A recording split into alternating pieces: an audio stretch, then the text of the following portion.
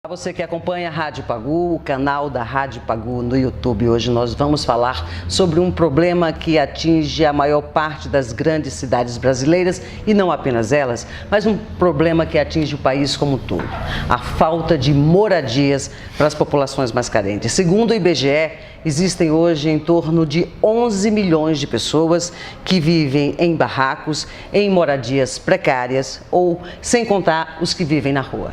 Pessoas como as que habitavam o edifício no Largo do Paissandu, que desabou no último dia 1º de maio e deixou 4 mortos.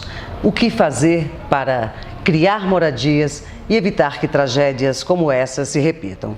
Nós vamos conversar com o professor titular do Instituto de Arquitetura e Urbanismo da USP São Carlos, Carlos Martins. Carlos, obrigado por sua participação conosco aqui na Rádio Pagu. Imagina, é um prazer. Bom, esse é um dos problemas sérios que configuram o que a gente pode chamar de o drama urbano do Brasil. Não é um problema exclusivo do Brasil, mas aqui tem uma força, uma densidade muito particular. Eu acho importante começar por dizer que a questão da moradia não pode ser reduzida à falta de casa em si. O problema da moradia é um problema muito mais complexo, ou da sua falta, ou da sua precariedade. Nós podemos falar das pessoas que não têm casas em condições mínimas, mas podemos também lembrar que nas grandes metrópoles brasileiras, alguma coisa em torno de 1/3 da população vive nas famosas favelas. 1/3 da população. Quer dizer, nós estamos falando de 4 milhões de pessoas na cidade de São Paulo, ou estamos falando de 3 milhões de pessoas no Rio de Janeiro, ou em Recife, ou em Salvador.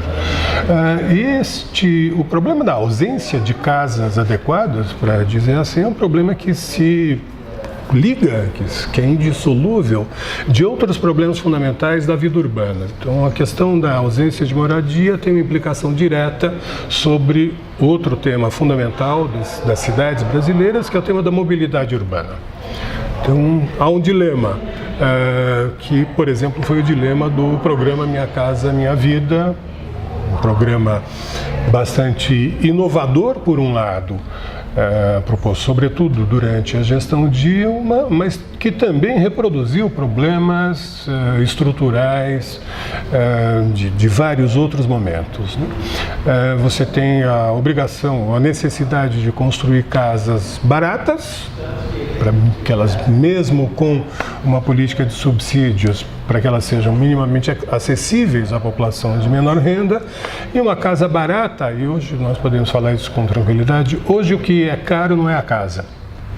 Nós temos aqui experiências com diversas técnicas, a gente desenvolve aqui mesmo no Instituto, como se desenvolve no planeta inteiro. Hoje é possível construir uma casa, digamos aí, uma casa de padrão mínimo de 50 a 60 metros quadrados, com 20 mil reais. E aí a pergunta é, onde é que eu coloco essa casa? O que é caro é a terra, não é a casa. Então, isso acaba implicando que, por exemplo, os conjuntos construídos dentro do programa Minha Casa Minha Vida, nós temos vários deles aqui mesmo em São Carlos, serão construídos onde? Onde a terra é barata. E aí E onde é que a terra é barata?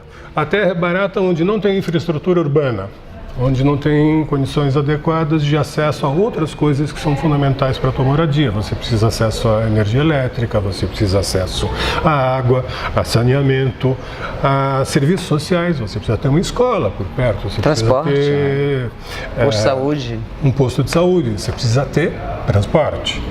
E transporte, que é outro dos nossos grandes problemas, que é caro, que é ineficaz, que é distante e que acaba implicando uma perda de tempo brutal. Numa cidade da nossa escala, essa perda de tempo, você pode dizer que, bom, ela é administrável. Agora, não é racional que numa cidade na escala de São Carlos você gaste 1 hora para se deslocar com o transporte coletivo.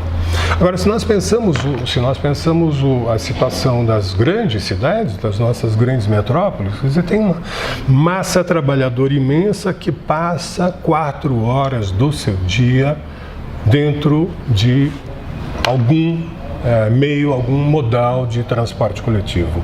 Se a gente pensar o que isso significa, não só do ponto de vista de injustiça social, evidentemente, mas o que isso significa do ponto de vista de perda econômica, quer dizer, qual o percentual de PIB que se está gastando ou deixando de produzir numa condição dessa? Eu estou absolutamente convencido, meus colegas arquitetos e urbanistas são absolutamente convencidos que o desastre urbano, quer dizer, a ausência de uma política que vem lá de trás, de uma reforma urbana racionalizadora, é um dos grandes gargalos do desenvolvimento brasileiro.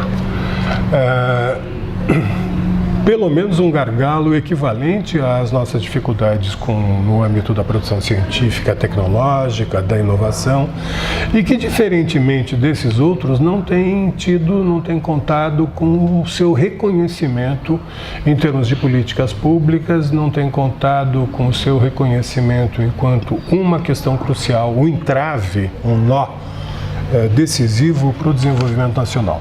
As políticas públicas são excludentes, como o senhor mesmo colocou, os conjuntos são feitos distantes, então os moradores acabam ocupando espaços vazios que estão disponíveis nos centros da cidade, como aconteceu, por exemplo, em São Paulo, no prédio do Largo do Paissandu. Há exemplo de outros tantos. Eu acho que há dois problemas que essa tragédia imbricou, né? Um problema que é óbvio, pessoas morando de maneira totalmente inadequada, com condições mínimas, que acabam por ser vítimas de uma tragédia lamentável, mas também isso expressa um outro problema, que é o fato de que na dinâmica das cidades, eu posso chamar de especulação imobiliária, posso chamar de acumulação do capital, enfim, é uma dinâmica das cidades em que ocorre com muita frequência um processo de esvaziamento do centro em termos de habitação.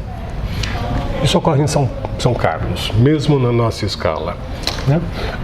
Por um conjunto de razões, as pessoas vão morar, mesmo as pessoas que têm posses, vão morar mais longe do centro, o que acaba trazendo essa situação dos centros degradados. O centro fica vazio à noite, portanto é um local mais inseguro, e esse é um problema hoje no planeta inteiro, quer dizer, como fazer para revitalizar, dar vida de novo aos centros. Certamente uma questão fundamental é levar as pessoas para voltar a morar, para voltar a ter habitação no centro. O centro não pode ser exclusivamente um espaço de atividades institucionais, comerciais ou de serviços que acabam às 6 horas da tarde.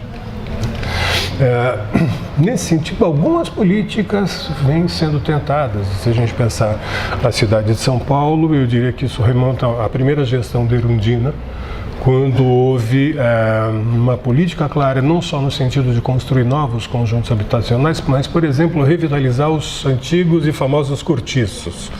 Você tem um patrimônio edificado, que pode ter maior ou menor valor cultural, histórico, enfim, mas que permite, em função de um processo de reforma, de adequação, que as pessoas possam voltar a viver no centro.